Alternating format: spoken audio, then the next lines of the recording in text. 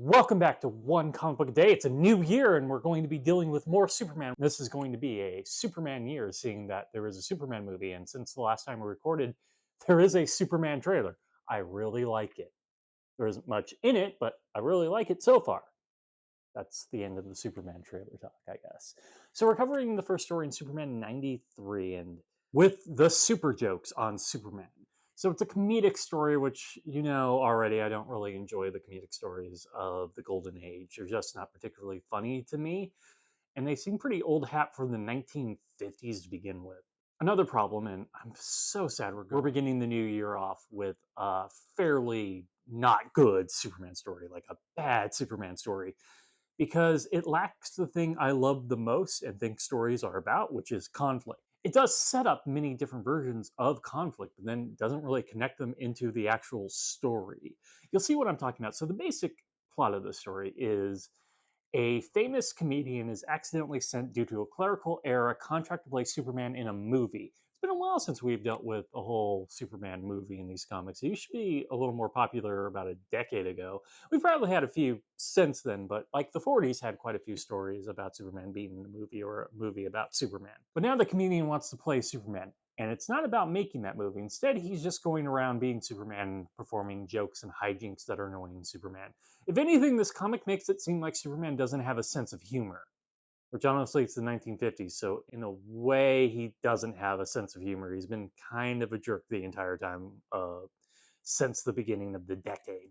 This couldn't come at the worst time because there's an alien spaceship going around threatening the Earth, and their most famous superhero seeming to be some overweight man who is clumsy is not putting the fear in these aliens. So actually the conflict of the story is easily solved by these aliens just seeing something Superman does. This actually happens later on the story. They see actually Superman using his powers and like, we can't deal with this guy, and they leave, which once again, terrible Superman conclusion. Just very weak climax. If it's just, hey, look, I have superpowers. Oh God, why did we come to this planet? Where was the actual conflict? What it tries with the conflict here is that Superman can't really do anything because he's too busy dealing with other things. Nothing that say to make this story a little bit better or like a little more concentrated on the actual plot, having him go deal with things that the aliens are causing on the planet. No, it's just random events happening.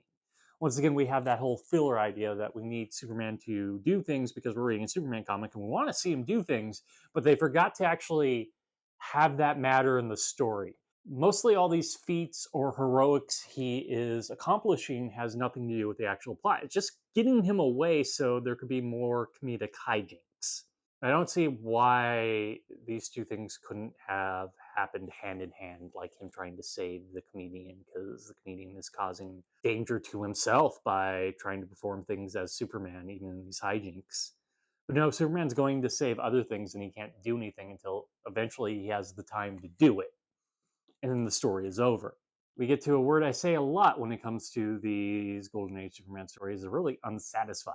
You had a threat of aliens, and Superman doesn't really do much with that. He scares them away, which in itself would be something interesting, but we don't see him actually do much other than write a message in the dirt, which seems to scare away the aliens. And the whole thing with the comedian is sort of just kind of forgotten about at that point. It doesn't have like a really great resolution to it either. It's all just there to get us to this point. So hijinks until Superman finally deals with the actual conflict in the least exciting way imaginable. Okay, that is it from Superman 93, the super jokes on Superman. If you enjoyed this video, please like and subscribe, hit the bell icon to get notification when a new video is up. I do this Monday through Friday, but Fridays is Bat Friday. We'll cover a Batman story, another Detective Comics, or Batman. And until next time, let's ponder the question, whatever did happen to the Man of Tomorrow? And Superman, I get this is annoying you, but like, sure, let them do a comedic buffoon version of you. It doesn't hurt you at all. No one can hurt you. Okay, have a great day.